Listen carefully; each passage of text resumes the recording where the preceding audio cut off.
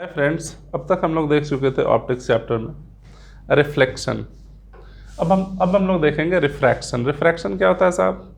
Refraction होता है जब भी लाइट रेज एक मीडियम से दूसरे मीडियम में जब जाती है तो ये थोड़ा बेंडिंग शो करती है। इस फिनोमेना को बेसिकली हम लोग रिफ्रैक्शन बोलते हैं। अब हम लोग देखेंगे कि वो बेंडिंग शो एक्चुअली क्यों करती है। होता क्या है कि लाइट का जो स्पीड है वो मैक्सिमम किस मीडियम में? वैक्यूम में, विदाउट एनी मीडियम। जब कोई मीडियम ना हो, बिल्कुल वैक्यूम हो, तो लाइट का स्पीड मैक्सिमम है। अच्छा, वो स्पीड क्या साहब? वो स्पीड है आपका 3 × 10⁸ मीटर पर सेकेंड। सही है। अच्छा, जब भी लाइट रे किसी मीडियम से जब क्रॉस हो रही होती है तो इसका स्पीड क्या होता है? डिक्रीज कर जाता है। मीडियम कहने का मेरा मतलब है ग्लास हो, वाटर हो, ऑयल हो, वॉटेवर। जब भी लाइट रे किसी मीडियम से क्रॉस कर रही होती है तो उसका स्पीड डिक्रीज हो जाता है। ऐसा क्यों होता है? क्योंकि लाइट एक पार्ट है इलेक्ट्रोमैग्नेटिक वेव्स का, और इलेक्ट्रोमैग्नेटिक वेव्स है आपका, वो इस चीज़ पर भी डिपेंड कर रहा होता है जिस मीडियम से वो क्रॉस कर रहा हो उसका magnetic property as well as electrostatic property कितना सपोर्ट या कितना अपोज कर रहा है इलेक्ट्रोमैग्नेटिक वेव्स को। ये आपको +2 में ज़्यादा डिटेल में ना बताया जाएगा। फॉर द मोमेंट इस चीज़ को समझो कि due to electro electromagnetic behaviour of any material, speed of light basically changes in any medium और इन दैट पर्टिकुलर मीडियम। अच्छा, तो ये मान लो कि अगर ये ना चेंज हो रहा है तो कोई तो फैक्टर होगा जिससे ये ना चेंज होता हो। स्पीड ऑफ लाइट को यूजुअली वैक्यूम में सी लेटर से दिखाते हैं। C is basically what? Speed of light. It is speed of light in vacuum. ठीक है। Speed of light in any medium will be what? Speed of light in any medium is c upon one factor called n, और sometimes इसको हम लोग mu letter से भी दिखाते हैं। इसको बेसिकली बोला क्या जाता है साहब? इसको बोलते हैं refractive index of that medium. इसको बोलते हैं refractive index of that medium. अब ये रिफ्रैक्टिव इंडेक्स क्या होता है? ये बेसिकली ये चीज़ दिखाता है कि ये जो मीडियम का स्ट्रेंथ क्या है। स्ट्रेंथ बोलने का मेरा मतलब ये है कि ये ना कितना अपोज या कितना सपोर्ट कर रहा है इलेक्ट्रोमैग्नेटिक वेव्स को पास होने में। अगर मान लो कि अगर n मेरा ज़्यादा, इसका मतलब क्या होगा साहब? n बड़ा होगा तो मीडियम में जो उसका स्पीड होगा वो कम होगा। n बड़ा, it signifies what? That speed of light in that medium will be what? Lesser. And whenever n is what? Lesser, then speed of light in that medium will be what? Greater. है कि नहीं? अब आप यहाँ से clearly देख सकते हो कि n का जो मिनिमम वैल्यू होगा, वो क्या होगा? 1 होगा। क्यों साहब? क्योंकि आप maximum speed of light is what? 3 × 10⁸ metre per second, and that is possible in vacuum only. So what, अब इसको आप कुछ भी कर लो। मान लो कि अगर n, whenever n will be less than 1, then in that case what will happen? Speed of light in that medium will be greater than speed of light in vacuum. That is not possible. Hence what we can say is that n will be always greater than or equals to 1. n cannot be less than 1, right? अच्छा, तो ये एक factor है जिससे हमारा speed increase decrease होता है। कब? जब भी लाइट रे एक मीडियम से दूसरे मीडियम में जा रही होती है। अब इसमें कुछ और चीज़ें जिसको देख लेते हैं। जैसे मान लो कि अगर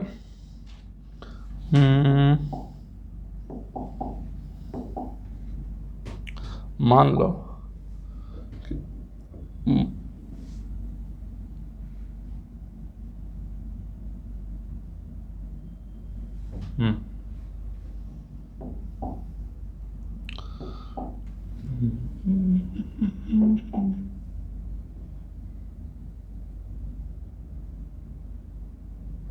एक लाइट रे इस सरफेस पे गिरने वाली है। इस साइड का रिफ्रैक्टिव इंडेक्स ले लेते हैं n1, यहाँ का रिफ्रैक्टिव इंडेक्स ले लेते हैं n2। ये क्या साहब, ये हमारा मीडियम 1 है और ये हमारा क्या है, ये हमारा मीडियम 2 है। लाइट रे एक मीडियम से दूसरे मीडियम में आ रही है। अच्छा, अब देखते हैं इस पे आप सपोज करो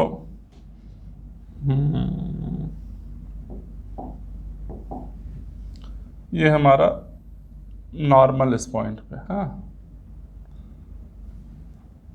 अच्छा, ये क्या है साहब हमारा, ये हमारा है नॉर्मल। कौन से पॉइंट पे, इस पॉइंट पे, at the point of incidence. अच्छा, अब अगर ये लाइट रे ऐसे आ रही है, आपको पक्का याद ही होगा कि इस एंगल को हम लोग आई से दिखाते थे। ये क्या होता था साहब, ये होता था हमारा एंगल ऑफ इंसिडेंस। ये होता था हमारा एंगल ऑफ इंसिडेंस। अच्छा, अब अगर एक और चीज़ को ना हम देखते हैं,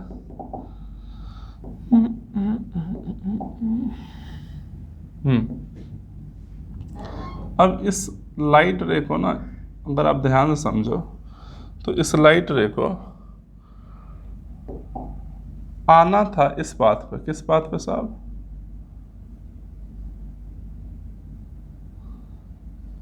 इस बात पे, है ना। लेकिन due to what, change in medium, due to what, change in medium, now light ray will, it won't go on that path, it will be going something like this.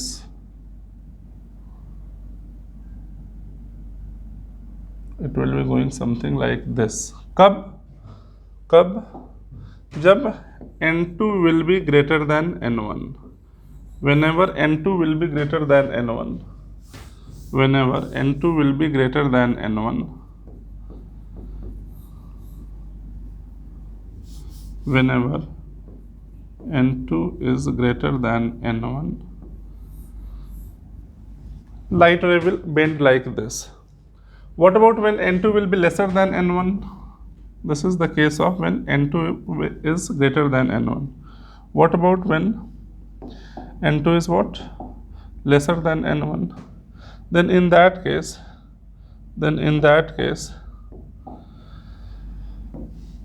light will go something like this, something like this.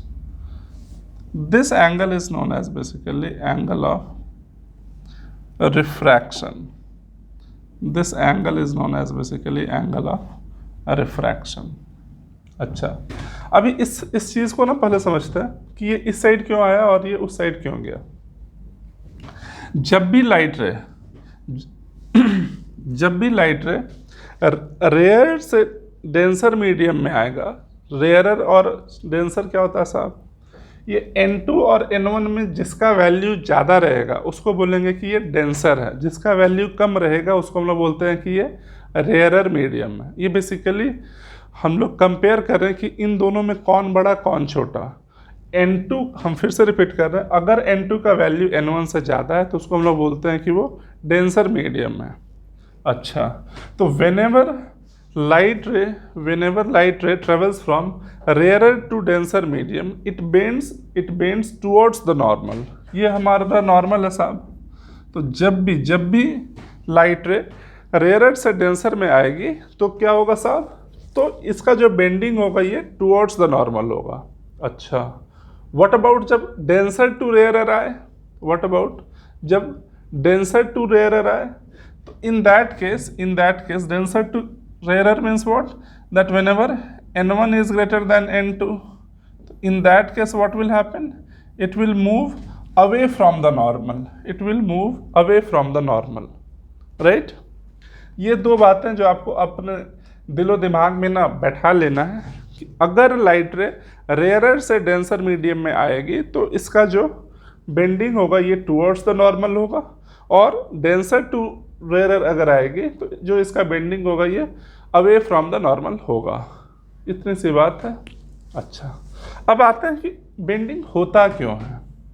अब आते हैं कि ये जो bending है ये bending होता क्यों ऐसा हो रहा है ना। इसको हम लोग नेक्स्ट स्लाइड में देखते हैं कि बेंडिंग होता क्यों है। मान लो आप एक छोटे से एग्जाम्पल के थ्रू हम आपको समझाने की कोशिश करते हैं कि ऐसा क्यों हो रहा है।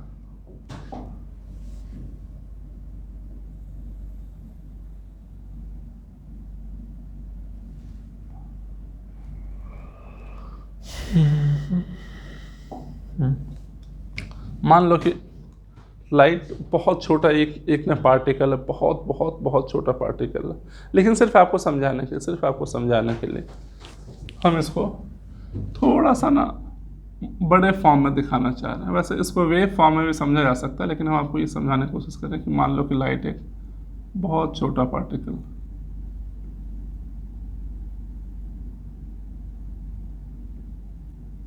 ये लाइट रे हमारा आ रहा है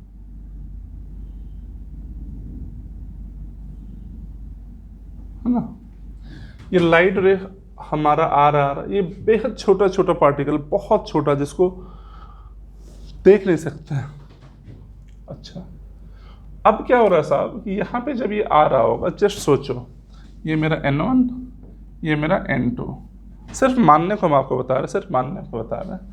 मान लो कि यहाँ पे इसका स्पीड है 5 मीटर पर सेकेंड, किसका, लाइट रे का, और इस मीडियम में इसका जो स्पीड है वो है 3 मीटर पर सेकेंड। सही है। अच्छा, इससे क्या होगा साहब, अभी सब समझो कि ये जो लाइट रे आ रहा है, जैसे ही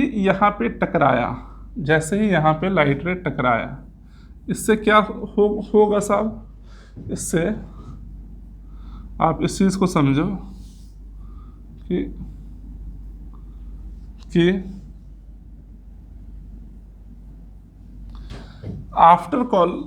आफ्टर कॉलिजन ये इसके अंदर आया।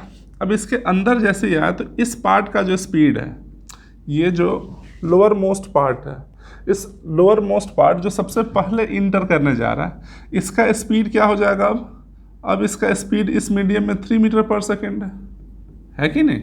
लेकिन जो पार्ट बाहर में है उसका स्पीड अभी भी 5 मीटर पर सेकेंड है। अब जस्ट सोचो कि एक सेकेंड के बाद ये जो लाइट रे होगा ये 3 मीटर आएगा नीचे, और ये जो आएगा साहब ये आपका 5 मीटर नीचे चला आएगा, है कि नहीं। अब आप देखो, अब जो इसका शेप बन रहा होगा ये कुछ ऐसा बन जाएगा।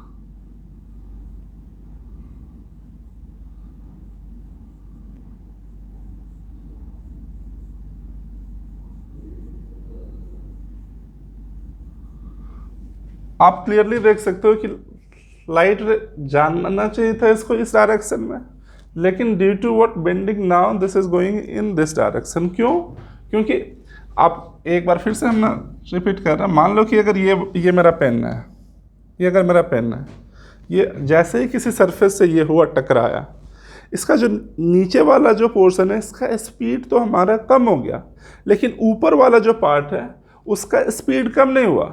इससे क्या होगा साहब कि आफ्टर 1 सेकेंड ये तो थोड़ा ही डिस्टेंस जा पाया, लेकिन ये थोड़ा ज़्यादा डिस्टेंस चलाया तो ये थोड़ा सा झुक जाएगा। इस झुकाव के चलते अब ये ऐसे सीधा लगा जाने। समझ पा रहे हो आप। मान लो कि अगर ये सर्टेन एंगल से आया, जैसे ही टकराया, इस पार्ट का स्पीड क्या हो गया, कम हो गया, लेकिन इस पार्ट का स्पीड कम नहीं हुआ। तो 1 सेकेंड में मान लो कि अगर ये इतना डिस्टेंस चल रहा है तो ये ज़्यादा डिस्टेंस चल रहा होगा, जिसके चलते ये थोड़ा सा झुक गया। अब ये ऐसे जाएगा, है कि नहीं। अच्छा, अब इसी में एक और केस को लेते हैं।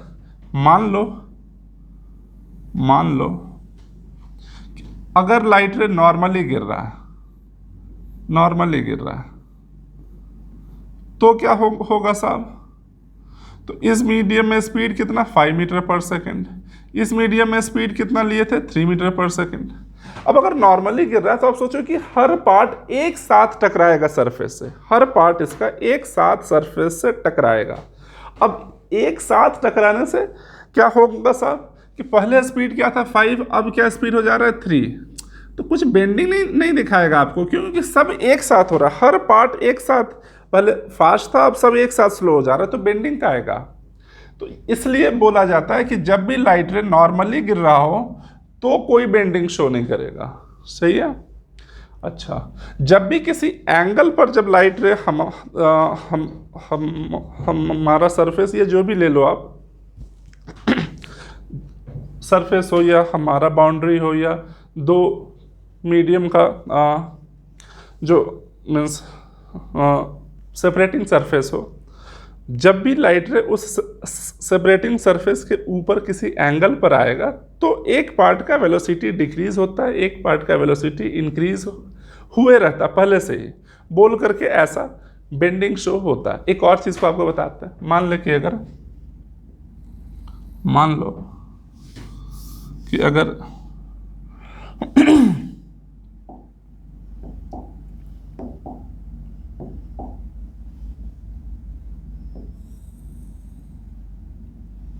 मान लो कि अगर लाइट रे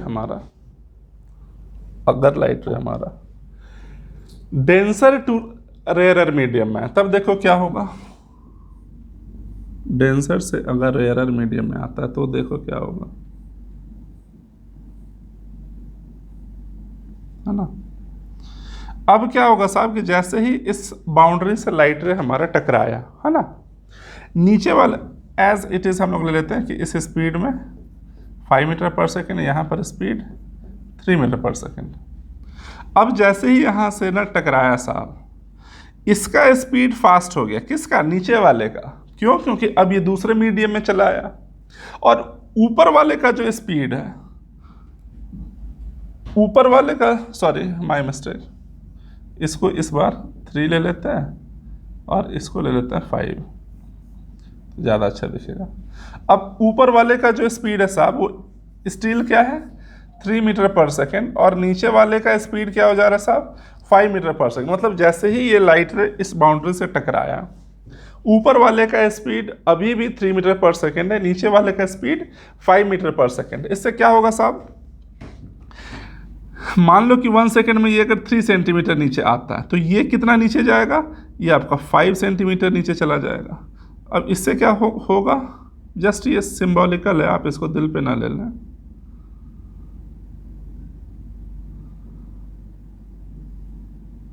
ये आपका बेंडिंग शो करना शुरू कर देगा। अभी इसको जाना इस डायरेक्शन में ना चाहिए था साहब, लेकिन after incidence this will go in that direction. So ये चीज़ कब होगा, ये चीज़ कब होगा, जब भी हमारा हमको लगता है कि हम उल्टा ले लिए हैं, ये स्पीड हमारा अगर यहाँ पे सही तो है कि अगर यहाँ पे स्पीड मेरा ज़्यादा हो रहा होगा तब ऐसा हो रहा होगा, सही बात है। ये चीज़ कब हो रहा होगा, जब सेकेंड मीडियम में स्पीड फर्स्ट मीडियम के रेस्पेक्ट में ज़्यादा होगा तब ऐसा होगा, सही है, कोई प्रॉब्लम नहीं। ये 3 केस है, आपको ध्यान से समझना होगा कि वो बेंडिंग होता क्यों है। हम फिर से एक बार रिपीट कर रहे हैं, मान लो कि अगर लाइट रे अगर आपके सरफेस पर आ करके किसी एंगल से टकराती है, एक साइड का स्पीड ज़्यादा हो जाता है और एक साइड का ना कम रहता है। कब, जब हम लोग रेयरर से डेंसर मीडियम में आते हैं, और जब हम लोग डेंसर से रेयरर में आते हैं तो क्या होता है, नीचे वाले का स्पीड हमारा बढ़ जाता है और ऊपर वाले का ना थोड़ा कम रहता है, बोल करके वो साइड चला जाता है। सिंपल लॉजिक है। और अगर नॉर्मली गिरे तो नॉर्मली गिरे तो सबका स्पीड एक, तो कहीं कोई रिफ्लेक्शन नहीं, सॉरी कहीं कोई रिफ्रैक्शन नहीं दिखाएगा आपका, है कि नहीं। ये था आपका छोटा सा टॉपिक रिफ्रैक्शन। कहीं अगर आपको समझ में ना आए कि बेंडिंग ऑफ लाइट क्यों होता है तो आप प्लीज़ कॉल करें, कमेंट करें, मैसेज करें। Thank you.